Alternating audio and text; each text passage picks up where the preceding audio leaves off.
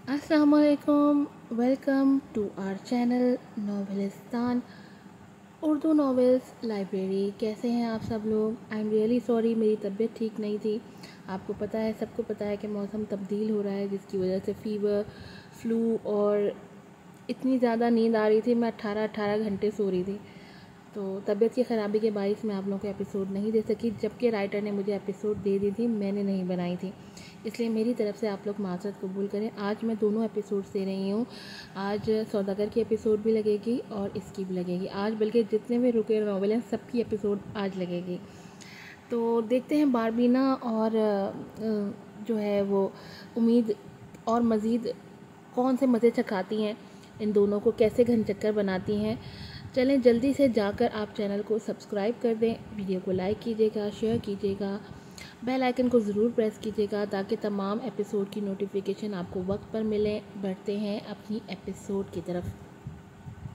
Novel है अना से फना तक, एपिसोड नंबर है 23। राइटर हैं एमन रज़ा। बारबीना चेंज करके वॉशरूम से निकली, जल्दी से गीले बाल कमर पर फैलाती कंघी करने लगी थी। पीले रंग का घेरेदार फ्रॉक तो वो ज़ेबतन कर ही चुकी थी। फटाफट आंखों पर लाइनर लगाते, लबों पर लिप ग्लॉस लगाया था। इतने में ही वो तैयार थी। जैसे ही वो कानों में बालियां पहनने लगी तो उसके बाल बाली में अटक गए थे, जिसे वो छुड़ाने की तगोदौ कर रही थी। उफ, अब इस बाली को क्या हो गया? ये कहते हुए वो आगे बढ़ी, मगर एकदम ही लाइट्स भी ऑफ हुई थी जिस पर वो गिरते गिरते बची थी। ओ मारा, ये लाइट को भी अभी जाना था क्या? वो आगे टटोलते हुए चली, पर जब उसका सर एक चौड़े सीने से टकराया तो उसके मुंह से बेसाख्ता चीख बरामद हुई थी। पर सामने खड़े शख्स ने उसकी चीख उसके लबों पर हाथ रखते मुंह में ही दबा दी थी। खामोश हो जाओ, अगर आवाज़ निकाली तो मुझसे कोई गुस्ताखी हो जाएगी। वो गंभीर लहजे में बोलता उसकी जान ही तो निकाल गया, और आहिस्ता से हाथ हटाकर पॉकेट से लाइटर निकालकर दोनों एक लम्हे में जलाया। वो कोई और नहीं बल्कि जुन्नून उसामा था। उसके अलावा इस घर में और हो भी कौन सकता था। बारबीना को एकदम फितरी शर्म ने आन घेरा था। दुपट्टा तो उसके सीने पर था ही नहीं, अभी तो वॉशरूम से कपड़े पहनकर निकली थी कि ये जिन की तरह आन वारिद हुआ था। आखिर चाहता क्या था ये शख्स? इस हालत में इसके करीब खड़े होकर बारबीना को बहुत अजीब लग रहा था, लेकिन उसे एक नया एहसास महसूस हो रहा था। शायद ये निकाह के बंधन का एहसास था, या फिर उसकी कुर्बत का, वो समझ नहीं पाई। लेकिन फिर भी वो बौखला गई थी। उसकी सांसें मुंतशिर हुई थीं। एक तो वो उसके करीब खड़ा था, ऊपर से उसने अपने और उसके दरमियान लाइटर का जलता बुझता शोला हायल कर दिया था, जो माहौल को और भी पुरकशिश और रोमानवी बना रहा था।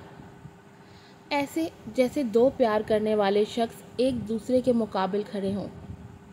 मगर यहाँ सब मुख्तलिफ था। वो तो उसको दिलो जान से चाहती थी, मगर मुकाबिल खड़ा शख्स उसका नहीं था, और ना ही जुन्नून उसामा का दिल उसका था। उसके दिल में तो बड़ी लड़कियां बसती थीं, मगर बारबीना के दिल में तो वही एक था ना। आखिर वो उसको कैसे समझाती? वो तो उसकी आंखों से साफ साफ लिखा हाल नहीं जान सकता था, फिर उसकी मोहब्बत कैसे जानता? ये शख्स तो ज़ख्म देकर उसे कुरेदना जानता था, उसे नीचा दिखाना जानता था, उसे बार बार चोट पहुंचाना जानता था। भला उसके नज़दीक बारबीना की मोहब्बत क्या मायने रखती? वो तो एक मगरूर शहज़ादा था जिसकी अना ही उसके लिए सब कुछ थी। मगर जब अना पाश पाश होती है तो गुरूर कैसे टूटता है, वो सिर्फ वही जानते हैं जो मोहब्बत से महरूम हुए हों। मगर जुन्नून उसामा ने अभी उस बला का मज़ा चखा नहीं था। अगर चख जाता तो जान जाता कि वो बारबीना से दूरी इख्तियार कर क्या गलती नहीं बल्कि गुनाह कर रहा है। اس کا نرم و گداز وجود ذوالنون اسامہ کے وجود سے ٹکراتے جیسے اس کے پورے جسم میں جذبات ابھار گیا تھا، جس کا ایک ٹھانٹے مارتا ہوا سمندر اس کے تن بدن میں ابھرتا ہوا محسوس ہو رہا تھا۔ آخر یہ کیسی کشش تھی اس لڑکی میں جس کی وجہ سے وہ اس کی طرف کھینچا چلا جا رہا تھا؟ اس کی کمر کے گرد لپٹا اپنا ہاتھ اسے دہتا ہوا محسوس ہو رہا تھا، جیسے انگارہ چھو لیا ہو اس نے۔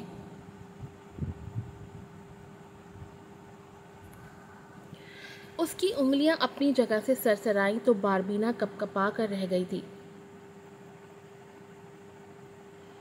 تم تم تم یہاں کیا کر رہا ہے؟ باربینا نے بمشکل خود کو سنبھالتے ہوئے اسے کڑے تیوروں سے پوچھا۔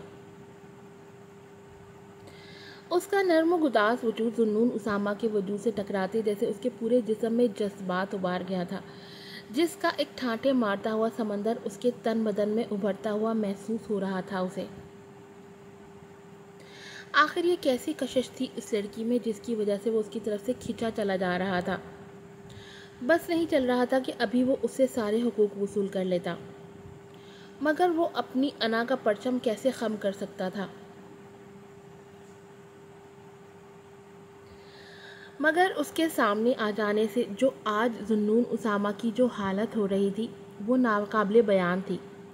اسے یوں تیار ہو کر ہتھیاروں سے لیس دیکھ ذوالنون اسامہ کو اپنی دھڑکنیں منتشر ہوتی محسوس ہو رہی تھیں، مگر اس کے مخاطب کرنے پر وہ ٹھٹکا جو اس میں گم ہوتا جا رہا تھا، اور اچانک لائٹ آ جانے پر وہ ہوش میں آتا بولا، ہاں میں کیوں؟ کوئی مسئلہ ہے؟ یہ میرا گھر ہے جہاں تم کھڑی ہو، ذوالنون اسامہ کا، اور تم مجھ سے پوچھ رہی ہو کہ میں یہاں کیا کر رہا ہوں؟ کیا میں یہاں نہیں آ سکتا؟ بولو، کیا یہاں آنے کے لیے مجھے تم سے اجازت لینے کی ضرورت پڑے گی؟ ذوالنون اسامہ نے اس سے دور ہوتے سینے پر ہاتھ لپیٹتے طنزیہ انداز میں کہا، جی بالکل، تم کو ہمارے کمرے میں آنے سے پہلے اجازت لینا چاہیے، کیونکہ ہم تمہارا محبوبہ نہیں ہے، سمجھا؟ جس پر باربینا نے صاف انکار کرتے اسے باور کرایا تھا کہ وہ اس کا کمرہ پہلے ہی لورین کے لیے خالی کر چکی تھی۔ تو پھر کیا ہوا جو تم محبوبہ نہیں ہو؟ میری بیوی تو ہو نا؟ وہ دروازے سے ٹیک لگاتے آنکھ ونک کرتے بولا تو باربینا دانت پیس کر رہ گئی تھی، اسے دیکھ کر جس کے تیور بدلے بدلے لگ رہے تھے۔ تم اپنی عد میں رہے، ہم تمہارا کھلونا نہیں، باقی لڑکیوں کی طرح جو چکنی چپڑی باتوں سے بہل جائے۔ وہ اسے کھا جانے والی نظروں سے دیکھتی بولی، ویسے آج بہت پیاری لگ رہی ہو، خیر تو ہے؟ کس پر بجلی گرانے کا ارادہ ہے؟ ذوالنون اسامہ نے اپنے ہی انداز میں اس کی تعریف کی، تعریف کرنے کے لیے آیا ہے کیا تم؟ وہ اسے گھورتی ہوئی بولی، ہاں کیوں نہیں کر سکتا کیا بیوی؟ اسامہ نے آگے ہوتے اسے چھونے کی کوشش کرتے جواب دیا تھا، جسے وہ ہاتھ جھٹکتی ناکام بنا گئی تھی۔ ہو گیا تمہارا تعریف؟ ہم کو تمہارا تعریف کی کوئی چاہ نہیں جو بس فریب پر منحصر ہو۔ چاہو دماغ درست کرو اپنا اور گاڑی سٹارٹ کرو، ہم آتا ہے۔ وہ اسے خود سے الگ کرتے زور سے دھکا دیتے ہوئے بولی، ہائے کیا مارنے کا ارادہ ہے؟ اس نے سینے پر ہاتھ ملتے کہا، مگر اسے خود کو دانت پیستا دیکھ پا کر وہ کندھے اچکا کر وہاں سے جا چکا تھا۔ مقصد اس کو تنگ کرنا تھا جو وہ پورا کر ہی چکا تھا، آنکھ مارنا نہیں بھولا تھا جس پر وہ تپ کر رہ گئی تھی۔ لیکن اس کے جاتے ہی باربینا کا چہرہ سرخ پڑ گیا تھا۔ کچھ ہی دیر بعد وہ دونوں گاڑی میں بیٹھے اپنی منزل کی طرف روانہ ہو چکے تھے، جہاں مہران ان کا بے صبری سے انتظار کر رہا تھا۔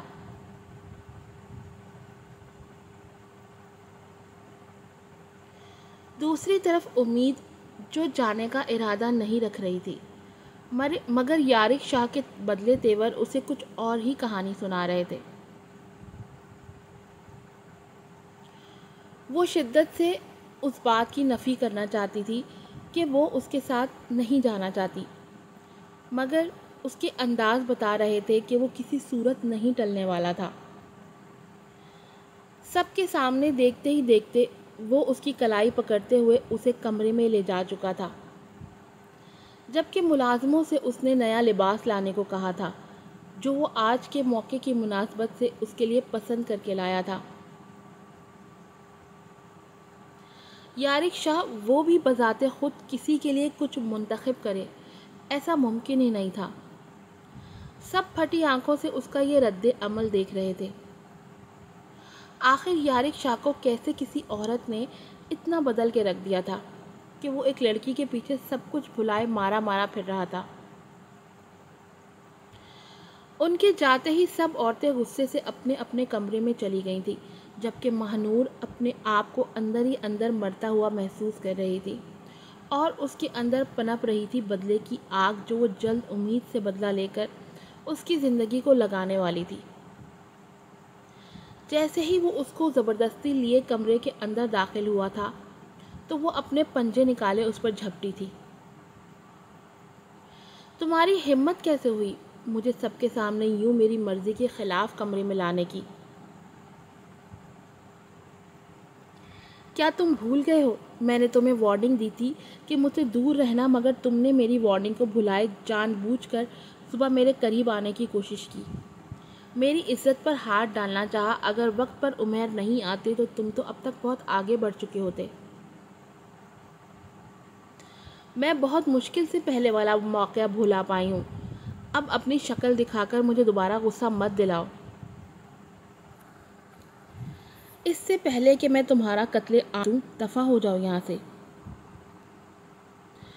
وہ بپری شیرنی بنی اس پر پنجے گاڑنے کو دوڑی تھی، جس پر وہ راستے میں ہی دونوں ہاتھ تھامتے ہوئے مٹھی میں قید کر چکا تھا۔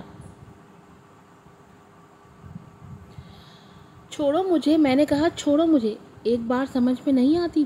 میں تمہارے ساتھ کہیں نہیں جاؤں گی۔ میری عزت تو اس گھر میں رہتے ہوئے بھی تمہارے ساتھ محفوظ نہیں، کجا کے باہر جانا تمہیں کھلا اشارہ دینے کے مترادف ہے، اور میں ابھی اتنی پاگل نہیں ہوئی کہ تم جیسے شخص کے ساتھ باہر کا سفر کروں۔ سوری میری طبیعت خراب ہے، میں واپس ریپیٹ میں نہیں پڑھ سکتی۔ جس کا گھر کا تو پتہ نہیں، باہر کا تو کیا ہی پتہ ہوگا، جو گھر میں مجھے نوچنے کے بہانے تلاش کرتا رہتا ہے، کیا باہر مجھ پر آنکھ نہیں دھرے گا؟ یہ ہو ہی نہیں سکتا، تم ایسی چیز ہی نہیں جو سدھر جاؤ۔ وہ اس کو کھا جانے والی نظروں سے دیکھتی ہوئی بولی تو وہ ایک دم قہقہا لگا اٹھا تھا۔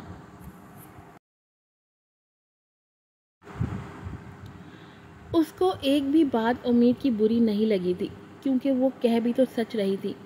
اتنے اچھے سے تو شاید ہی اسے کوئی جانتا ہو جتنے تھوڑے عرصے میں وہ اس کو جان گئی تھی۔ آخر بیوی تھی اس کی، کیسے نہ جانتی؟ ارے جانے جاں برا کیوں مناتی ہو؟ آج تو تمہیں میری سننی ہی پڑے گی، جلدی سے یہ کپڑے پہن کر تیار ہو جاؤ، ورنہ… وہ معنی خیزی سے اپنی بات ادھوری چھوڑتے ہوئے بولا۔ ورنہ کیا؟ کیا کر لو گے تم؟ بولو کیا اکھاڑ لو گے؟ نہیں پہنوں گی میں یہ لباس، پتہ نہیں کیسا لباس ہوگا یہ۔ وہ ایک دم ہاتھ مارتے ہوئے بولی تھی لباس کو جب کپڑے کے اس ڈبے میں سے باہر گرے تھے۔ لہنگا چولی دیکھ کر اس کی آنکھیں حیرت سے پھٹی تھی۔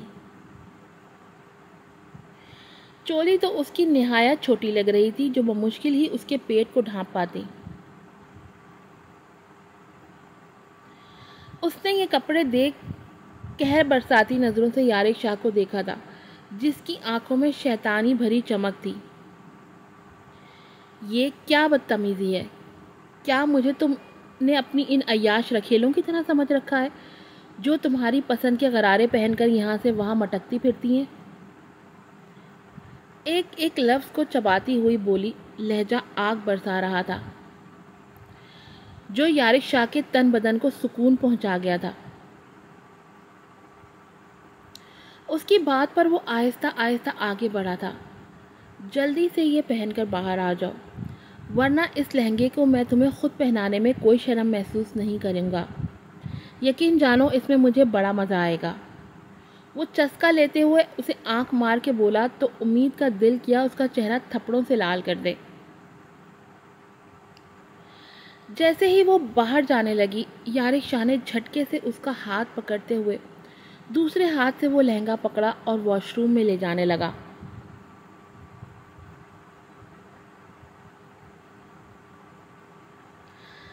آنے والے لمحات کو محسوس کر کے امید کی جان پر بنی تھی۔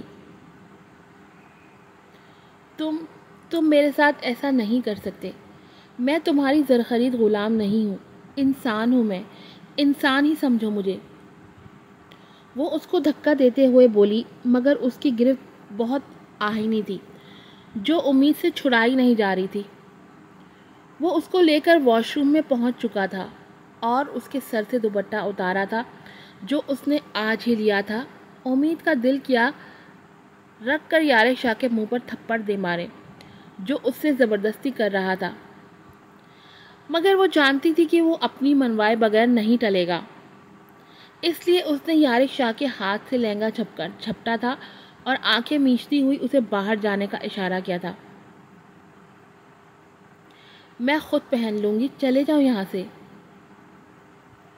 وہ نہیں جانتی تھی کہ اس وقت وہ ضبط کی کس انتہا پر کھڑی تھی، مگر وہ بہت مشکل سے یہ سب برداشت کر رہی تھی کہ جان کسی بھی لمحے نکلنا چاہتی تھی، مگر پھر بھی وہ اس جسم میں قید ہو کر رہ گئی تھی۔ یہی تو چاہتا تھا میں۔ اب اچھی بیویوں کی طرح میرا کہا مانو اور جیسے تیار ہونے کا کہا ہے ویسے تیار ہو کر باہر آ جاؤ، تمہارا ہی منتظر ہوں میں۔ تمہیں اس لہنگے میں پہلی نظر میں دیکھنا اور تمہاری نظر اتارنا مجھ پر فرض ہے میری شیرنی۔ وہ اس کی تھوڑی پیار سے ہلاتے ہوئے بولا، در حقیقت اسے خاکستر کر کے جا چکا تھا۔ پیچھے وہ گھٹنوں کے بل بیٹھتی رو دی تھی اور نفرت سے اس لہنگے کو دیکھا تھا جو اب وہ زیبتن کرنے والی تھی۔ میری مسٹیکس کو اگنور کیجیے گا کیونکہ بار بار پیچھے جا کر اس کو درست کرنا، بیک جا کر طبیعت ٹھیک نہیں ہو تو انسان میں بالکل بھی ہمت نہیں ہوتی۔ میں بھی بڑی مشکل سے یہ وائس ڈب کیا ہے صرف اس وجہ سے کہ آپ لوگ بہت انتظار کر رہے ہیں اس کا۔ بھائی باربینا اور امید نے تو صحیح کا تگنی کا ناچ نچایا ہوا ہے دونوں کو۔ یہ دونوں جو اپنے آپ کو آؤٹ آف دس ورلڈ سمجھتے تھے، دونوں نے جو ہے نا تھلے لگا دیا ہے ظہور اسامہ اور یارق شاہ کو۔ جو تکلیفیں انہوں نے دوسری لڑکیوں کو دی ہیں نا، اس کا صحیح سے دونوں بدلہ لے رہی ہیں۔ چلیں جلدی سے اچھے بچوں کی طرح چینل کو سبسکرائب کر دیں، ویڈیو کو لائک کیجیے گا، اچھے ریویوز دیجیے گا تاکہ موٹیویٹ ہو کر میں آپ لوگوں کو ڈیلی ایپیسوڈز دوں، اور مجھے دعاؤں میں یاد رکھیے گا۔ پھر ملوں گی آپ سے نئی ایپیسوڈ کے ساتھ۔ السلام علیکم۔